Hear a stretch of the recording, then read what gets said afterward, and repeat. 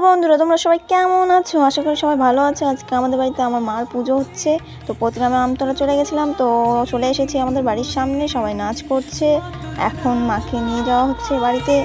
তো এখন সবাই চলে এসেছে। আমি তো সেরকম নাচ করিনি, ডান্স করিনি, আমি সেরকম, সবাই নাচছিল আর আমি ভিডিও করছিলাম, তো আমার মুখটাই তোমাদেরকে দেখানো হয়।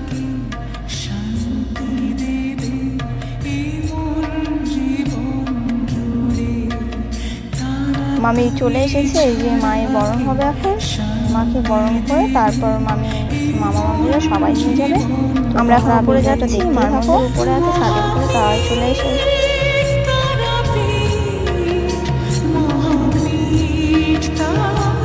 মাকে রাখে আসার পর দেখো আবার ডান্স শুরু হয়ে গেছে, নাচছে সবাই।